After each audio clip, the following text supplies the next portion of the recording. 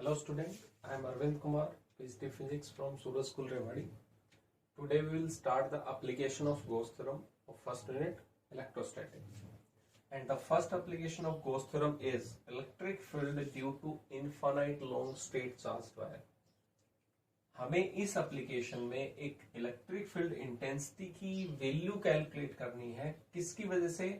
एक वायर है जो इन्फाइनाइट लॉन्ग है, स्ट्रेट है, सीधा है, चार्ज भी है। चार्ज होगा तभी इलेक्ट्रिक फील्ड होगा, उसकी वैल्यू हमें कैलकुलेट करनी है। तो यहाँ पे सबसे पहले स्टार्ट करते हैं। ये हमने कंसिडर किया एक वायर है, ठीक है, इन्फाइनाइट हो सकता है, तो इन्फाइनाइट था तो इसलिए हमने इन्फिनिटी एंड दिखा। इस पे चार्ज है, मान लेते हैं पॉजिटिव है, let it be A positively charged wire. ये पॉजिटिवली चार्ज्ड वायर है। अब कहीं पे भी जब इन्फाइनाइट है तो हमें कितनी चार्ज की वैल्यू होगी वो तो नहीं पता होगा, तो इसलिए यहाँ पे एक वैल्यू पैरामीटर गिवन होगा कि लीनियर चार्ज डेंसिटी इस वायर पे कितनी है, लैम्डा। और लैम्डा हम कैसे कैलकुलेट करते थे? टोटल चार्ज अपॉन में टोटल लेंथ। तो आपको लीनियर चार्ज डेंसिटी गिवन है, इसका मतलब इस पूरे वायर पे यूनिफॉर्मली चार्ज डिस्ट्रीब्यूटेड है। अगर मैं 1 मीटर लेंथ पे टोटल चार्ज देखूं तो उसकी वैल्यू कितनी होगी, लैम्डा। और सभी जगह 1 मीटर आप कहीं पे भी लो, कितनी वैल्यू आएगी, लैम्डा। तो आपको इस चार्ज वायर में लैम्डा की वैल्यू गिवन होती है कि कोई भी चार्ज वायर है that have linear charge density is equal to lambda. अब हमें इलेक्ट्रिक फील्ड कैलकुलेट करनी है, तो इलेक्ट्रिक फील्ड कितनी डिस्टेंस पे कैलकुलेट करनी है वो देखना हमें। तो यहां से मैंने कहा आर डिस्टेंस, इधर इस वायर से, इस चार्ज वायर से कितनी डिस्टेंस पे इलेक्ट्रिक फील्ड कैलकुलेट करनी है, आर डिस्टेंस पे। तो हमने आर डिस्टेंस पे इसको रखा। अब आर डिस्टेंस तो इधर भी आएगा तब भी इलेक्ट्रिक फील्ड वही रहेगी, तो इसके इस साइड में भी आएंगे तब भी इलेक्ट्रिक फील्ड की वैल्यू तो सेम रहेगी। इससे नीचे यहां से देखें आर डिस्टेंस पे तो भी इलेक्ट्रिक फील्ड सेम रहेगा। इसके इस साइड में देखेंगे तब भी आर डिस्टेंस पे इलेक्ट्रिक फील्ड होगा। तो हमें एक गॉस सरफेस की टर्म्स लेनी है, यहाँ पे गॉसियन सरफेस बनाना, क्योंकि गॉस थ्योरम अगर आप अप्लाई कर रहे हो तो उसकी कंडीशन है सरफेस मस्ट बी क्लोज। तो यहाँ पे क्लोज तो कर सकते थे हम, बट वहां पे उस सरफेस पे इलेक्ट्रिक फील्ड इंटेंसिटी की वैल्यू क्या रहनी चाहिए, सेम रहनी चाहिए, इक्वल। तो इस वायर से इक्वल डिस्टेंस आप कहीं पे भी रहोगे तो उन पॉइंटों को अगर मिलाएंगे तो वो सरफेस क्या बन जाएगी, गॉसियन सरफेस। कैसे सरफेस बन जाएगी, गॉसियन सरफेस। तो यहाँ पे अगर ऐसे पॉइंटों को मिलाया जाए जो इक्वल डिस्टेंस पे थे इस चार्ज वायर से, तो इसका मतलब ये जो पॉइंट मिलेंगे इनको क्या बोला जाएगा, गॉसियन सरफेस। और अगर मैं इसको एनक्लोज कर दूं, क्योंकि क्लोज बनाना है, तो ये कैसा बन जाएगा, सिलेंडर बन जाएगा। क्या बन जाएगा, सिलेंडर। तो यहाँ पे एक सिलेंड्रिकल सरफेस बनेगी इस पॉइंट में, ये सिलेंडर। और इस सिलेंडर की अगर हम लेंथ कंसिडर करें तो यहाँ पे मान लेते हैं इस सिलेंडर की लेंथ L है। कितनी है यहाँ पे, L डिस्टेंस है इस चार्ज वायर के ऊपर। इस चार्ज वायर से डिस्टेंस इस गॉसियन सरफेस की सिलेंडर की रेडियस R है और इस सिलेंडर की लेंथ जो है वो L है। क्योंकि infinite long straight charge wire था इसलिए हमने लेंथ को फिक्स कर लिया L लेंथ। ठीक है, आगे प्रोसीड करते हैं। तो इस गॉसियन सरफेस पे आप कहीं पे भी देखोगे तो इलेक्ट्रिक फील्ड की वैल्यू क्या रहेगी, सेम। ठीक है, अब मैं इसको 3 पार्ट में डिवाइड कर देता हूं, क्योंकि यहाँ पे 3 टाइप की सरफेसेस मुझे दिखाई दे रही हैं। फर्स्ट इज ये एरिया ऑफ क्रॉस सेक्शन। कोई भी सिलेंडर होगा, अगर मैं इस पेन को नाम दूं कि ऐसी सरफेस है, इसके बीच से अगर मैं एक पतला सा वायर पास कर दूं तो ये स्ट्रक्चर होगी। ये बाउंड्री जो है वो गॉसियन सरफेस है, इसके सेंटर से जो पतला सा थिन वायर पास हो रहा होगा दैट इज चार्ज्ड वायर है। और यहाँ पे गॉसियन सरफेस पे देखें तो एक क्लोज सरफेस ये है, एरिया ऑफ क्रॉस सेक्शन, एक ऐसे ही ये एरिया ऑफ क्रॉस सेक्शन होगा, और ये थर्ड जो होगा वो कर्ड सरफेस एरिया होगा ऑफ द सिलेंडर। तो यहाँ पे 3 पार्ट में डिवाइड करते हैं इन सरफेसेस को, जितनी क्लोज सरफेस है। फर्स्ट ये जो second area of cross section होगा, दूसरी बाउंड्री, और ये होगा third area of cross section. ठीक है, तो ये 3 सरफेसेस है।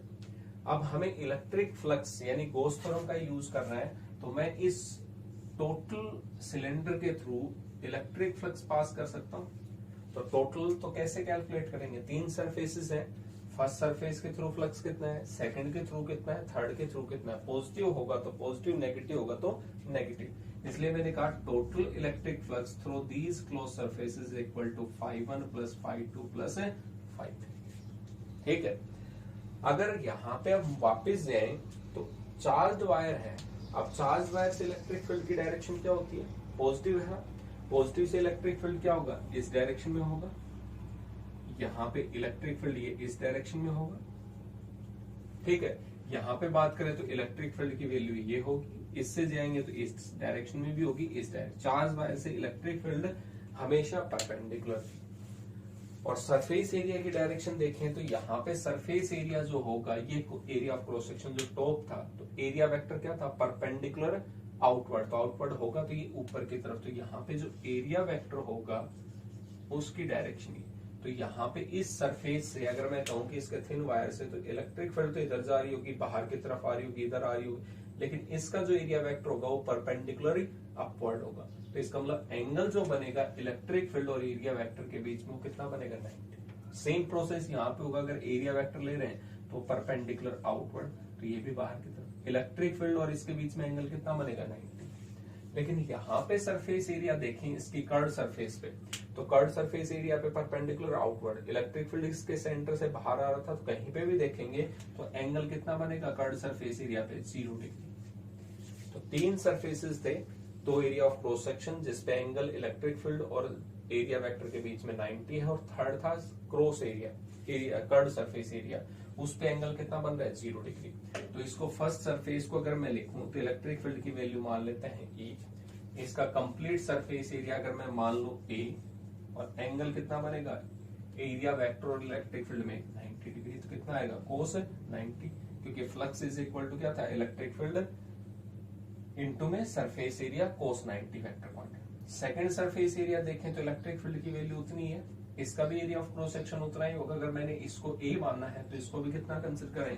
A। यहाँ पे भी angle electric field and A के बीच में कितना है? 90। थर्ड की बात करें तो यहाँ पे कितना आएगा? E। इलेक्ट्रिक फील्ड की वैल्यू तो उतनी है, डिस्टेंस सेम थी। कर्ड सरफेस एरिया है, और curd surface area of cylinder कितना होता है? 2 पाई आर इंटू में L। 2 पाई आर ये बाउंड्री था, L डिस्टेंस था, तो 2 पाई आर ये सरफेस एरिया है, कर्ड सरफेस एरिया। और एंगल कितना है इलेक्ट्रिक फील्ड और एरिया वेक्टर के बीच में? 0 डिग्री। तो कोस, ये कोस 90 है, 0 हो गया, 0 मल्टीप्लाई 0, ये भी 0 हो गया कंप्लीट। तो ये दोनों terms, electric flux at curved surface area is equal to 0। Only जो कर्ड सरफेस एरिया होगा उसके थ्रू ही हमें टोटल इलेक्ट्रिक फ्लक्स मिलेगा, और उसकी वैल्यू कितनी हो जाएगी? E into 2 pi r L, और कोस 0 होता है। लेकिन हमें तो इलेक्ट्रिक फील्ड कैलकुलेट करना था, यहाँ पे तो ये टर्म्स फ्लक्स कैलकुलेट कर दिया। तो अकॉर्डिंग टू गोस थ्योरम अगर हम लिखें इस टर्म्स को, तो अकॉर्डिंग टू गोस थ्योरम क्या था? Gauss theorem total electric flux is equal to charge multiply by 1 epsilon naught, यानी total electric flux is 1 upon epsilon naught times the total charge enclosed. तो यहाँ पे अगर हम लिखें तो टोटल फ्लक्स जो था that will be equal to charge inside upon में एप्सिलॉन नोट। टोटल फ्लक्स की वैल्यू हमने कैलकुलेट कर ली, E इंटू में 2 पाई आर इंटू में L। चार्ज कितना होगा? अब यहाँ पे चार्ज की बात है तो ये जो ब्लू कलर दिखाई दे रहा है इस गॉसियन सरफेस के अंदर अंदर का चार्ज है, क्योंकि वायर तो इनफाइनाइट लेंथ का था। तो यहाँ पे अगर मैं कहूं कि 1 मीटर लेंथ में इस वायर पे कितना चार्ज था? लैम्डा। तो इसकी लेंथ कितनी है? L है।